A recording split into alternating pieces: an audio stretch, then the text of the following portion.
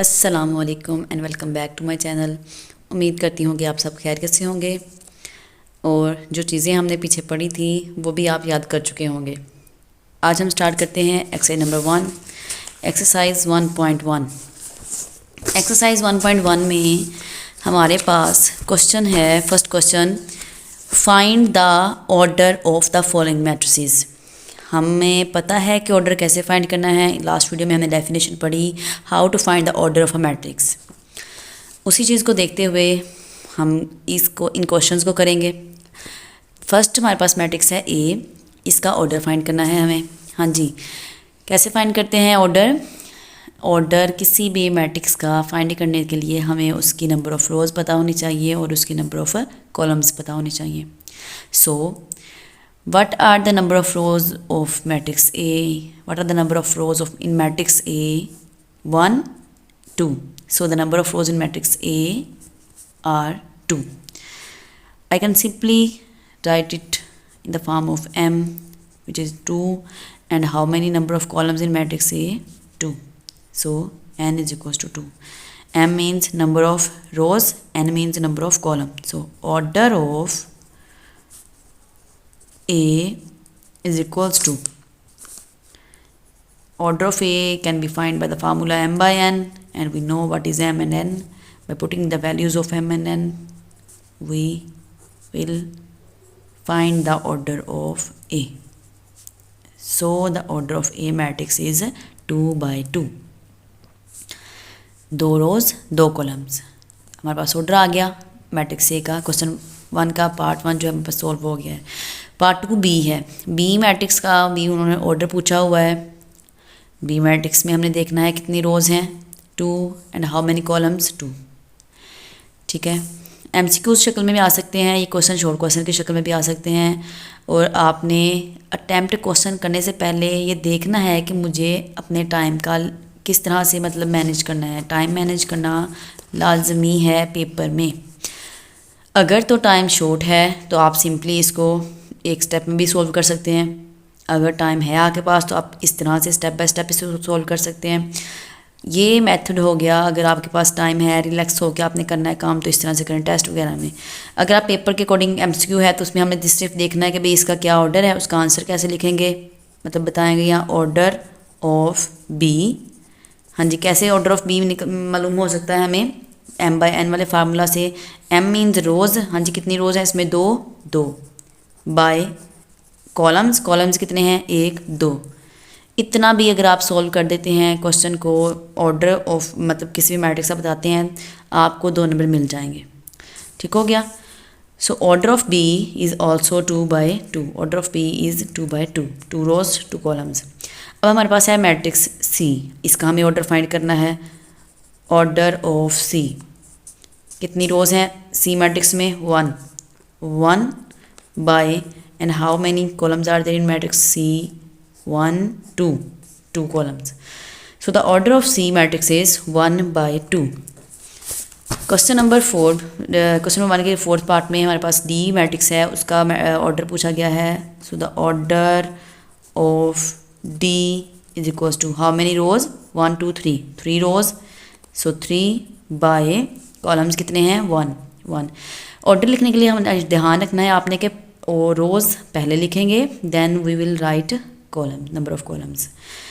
ई matrix में पूछा गया है order. So order of E, order of E is equals to how many rows in matrix E, 1, 2, 3। So 3 number of rows by how many columns, 1 and 2। Order of F, order of F, how many rows, 1, and how many columns, 1। so the order of F matrix is 1 by 1। G matrix का order बताएंगे। Order of G is equals to how many rows are there in matrix G, 1, 2, 3। so there are 3 rows and how many columns, 1, 2, 3। there are also 3 columns in matrix G। so the order of matrix G is 3 by 3। As matrix का order पूछा गया है। सो order of H is, how many rows are there? 1 2 2 rows by how many columns? 1 2 and 3. So the order of AH matrix is 2 by 3. Question number 1 हमारा solve हो गया है और उम्मीद करती हूँ कि आपको समझ भी आ गया होगा. Now let's see the question number 2.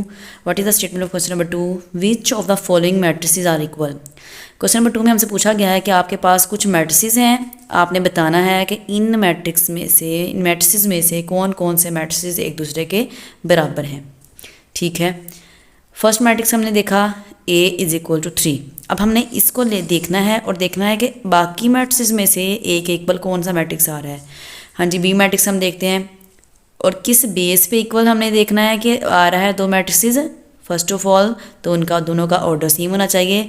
Secondly उनकी करस्पॉन्डिंग एंट्रीज भी सेम होनी चाहिए. We have to to consider the conditions of equal matrices.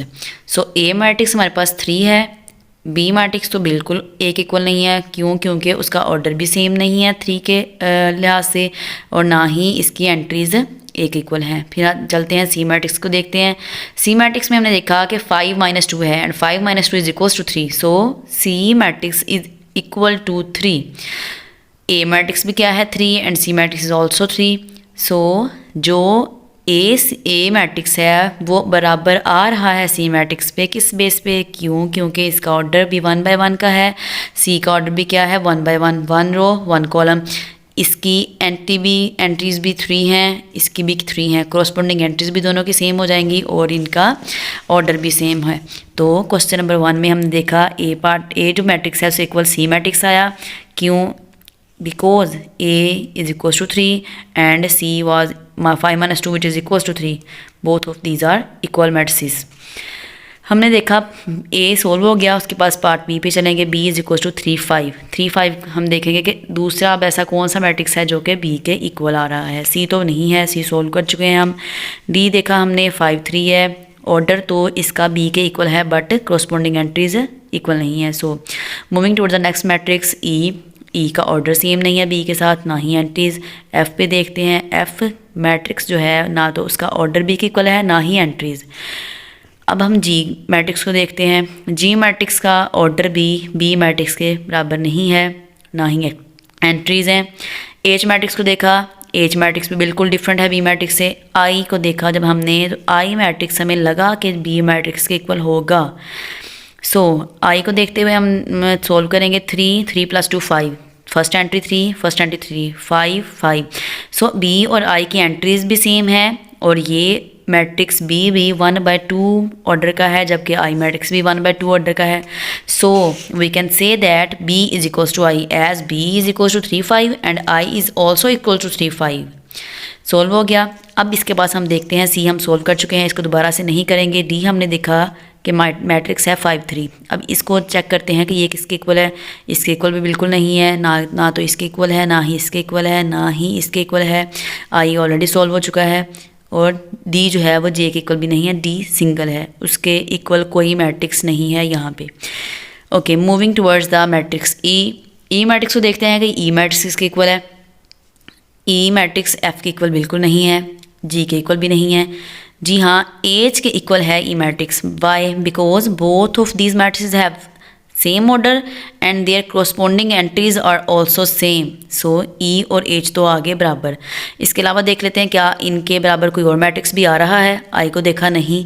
जे को देखते हैं. जे 2 + 2 4, 4 + 2 6, 2 - 2 0 एंड 2 + 0 2. सो इट्स मीन के ई एच जे ऐसे 3 मैट्रिसेस हैं जो कि तीनों के तीनों आपस में बराबर आ रहे हैं अकॉर्डिंग टू देयर ऑर्डर भी तीनों का सेम है and their corresponding entries are also same. So we can say that E is equals to H and both of these are equals to J. तीनों के तीनों मैट्रिसेस आपस में बराबर हैं. E is equals to H is equals to J as E matrix हमारे पास 4 0 6 2 था, एच भी 4 0 6 2, जे को हमने सोल्व किया तो वो भी 4 0 6 2 आ गया. इस तरह से हमारे पास ये तीनों मैट्रिक्स आपस में बराबर हैं. उसके बाद ई सोल्व कर चुके हैं हम. एफ़ को देखते हैं. एफ़ मैट्रिक्स के इक्वल कौन सा मैट्रिक्स आ रहा है. एफ़ की एंट्रीज है 2 6. जी मैट्रिक्स को देखा हमने. 3 - 1 2, 3 + 3 6. So G is a matrix which is equals to matrix F because इसकी एंट्रीज भी सेम हैं just like F matrix. So F matrix is equals to G as F is equals to 2 6, and after solving G we get to know that the entries of G are also 2 6, just like the matrix F. So both of these matrices are equal. इन दो matrix को या बाकी जो हमने equal matrix रखे हैं, आपको याद रखना है कि किस बेस पे रखे हैं, वो उन कंडीशंस की बेस पे जो कि दो इक्वल मैट्रिक्स की डेफिनेशन में हमें दी गई हैं। फर्स्ट ऑफ ऑल तो दोनों का ऑर्डर सेम हो, इसका ऑर्डर इसके इक्वल आ गया। दूसरी बात हम देखते हैं कि क्या इनकी क्रॉसपोंडिंग एंट्रीज मीन इनकी आमने सामने वाले एंट्रीज भी बराबर हैं, जी वो भी बराबर हैं, तो उसके अकॉर्डिंग हम कहते हैं कि दो मैट्रिक्स जो हैं वो इक्वल होते हैं। क्वेश्चन नंबर 2 भी हमारा सोल्व हो गया और उम्मीद करती हूँ कि आपको समझ भी आ गया होगा। क्वेश्चन नंबर 3 पे चलते हैं। क्वेश्चन नंबर 3 में हमारे पास है कि find the values A, B, C and D। हमें कोई 4 वैल्यूज़ जो हैं वेरिएबल्स वो फाइंड करने हैं A, B, C, D which satisfy, हमें A, B, C, D की वैल्यू फाइंड करनी है विच सेटिस्फाइज द मैट्रिक्स इक्वेशन। दो मैट्रिक्स हमें दे दिए गए हैं और कहा गया है कि वो दोनों मैट्रिक्स क्या हैं, इक्वल। ओके, हमारे पास दो मैट्रिसेस हैं जिन्हें कहा गया है कि वो इक्वल हैं, और दो मैट्रिसेस इक्वल किस बेस पे होते हैं? फर्स्ट ऑफ ऑल तो उनका ऑर्डर सेम हो, order of this matrix is 2/2 and order of this matrix is also 2/2, so they are same by the means of order. दूसरा, और ये भी हमें पता है कि दो मैट्रिक्स अगर इक्वल हैं तो उनकी एंट्रीज भी एक जैसी होंगी। अब हमें लेट कर लेना है कि A + C is equals to 0, because ये मैट्रिक्स इसके इक्वल है तो इसकी फर्स्ट एंट्री इसकी फर्स्ट एंट्री की इक्वल होगी। A + C is equal to 0 आ गया, हमने लेट कर लिया कि ये हमारी इक्वेशन नंबर 1 है। उसके बाद इस मैट्रिक्स का सेकंड एलिमेंट इस मैट्रिक्स का सेकंड एलिमेंट इक्वल आएगा। A + 2B is equals to -7, equation number 2। इस मैट्रिक्स के थर्ड के इक्वल आ जाएगा। C - 1 is equals to 3, equation number 3, and the 4D - 6 is equals to 2D, equation number 4।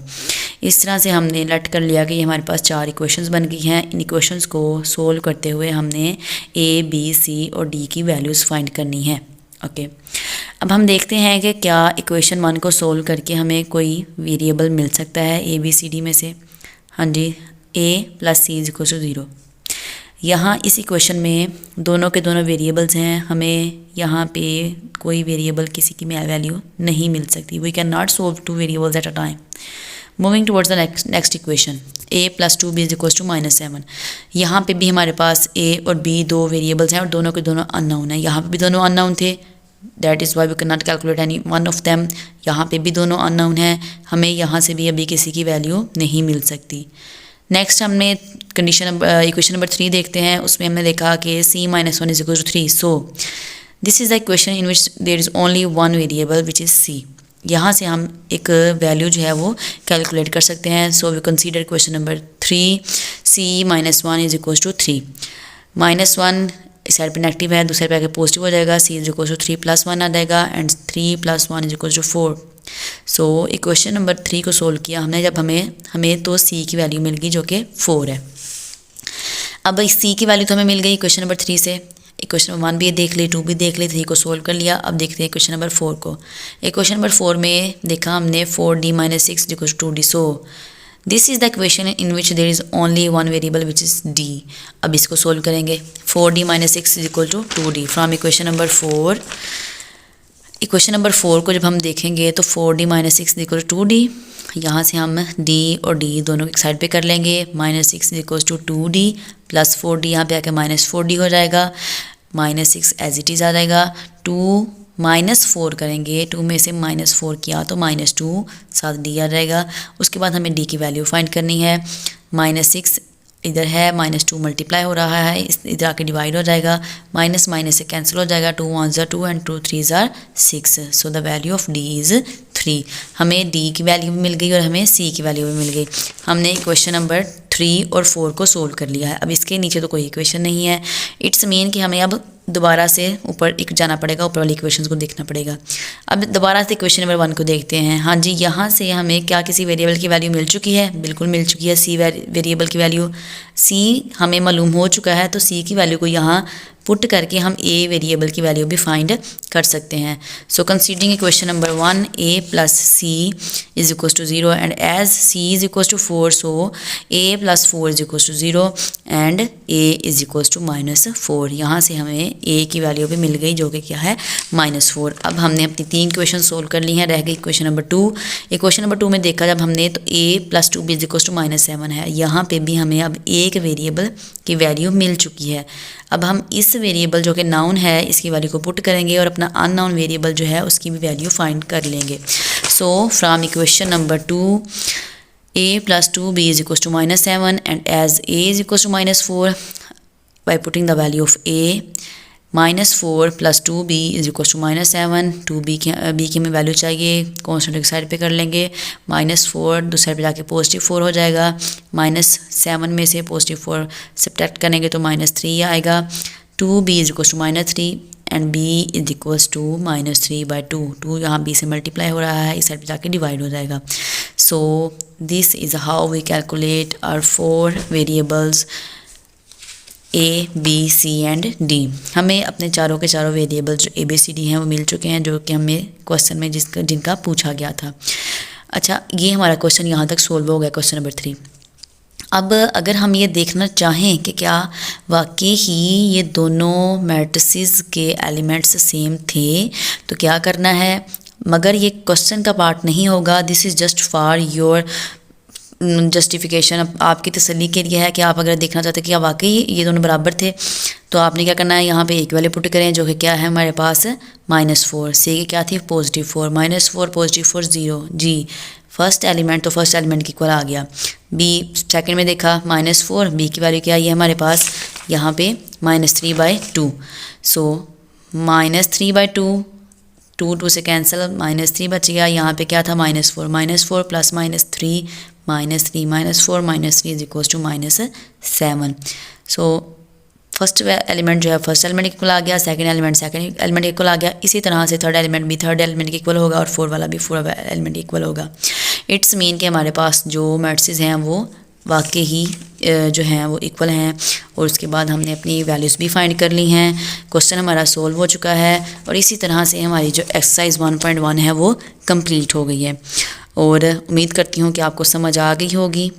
अगर समझ आ गई है तो इसकी प्रैक्टिस जो है वो हमें लाजमी करनी है। As we all know practice makes a man perfect. Practice करेंगे ज़्यादा से ज़्यादा तो उतना ही अच्छा है आपके लिए, ठीक है। अब इसकी प्रैक्टिस करें अच्छी तरह से। नेक्स्ट जो है वीडियो में हम इंशाल्लाह नेक्स्ट जो है अपने टॉपिक को स्टार्ट करेंगे, नेक्स्ट एक्सरसाइज को। तब तक के लिए अल्लाह हाफिज़।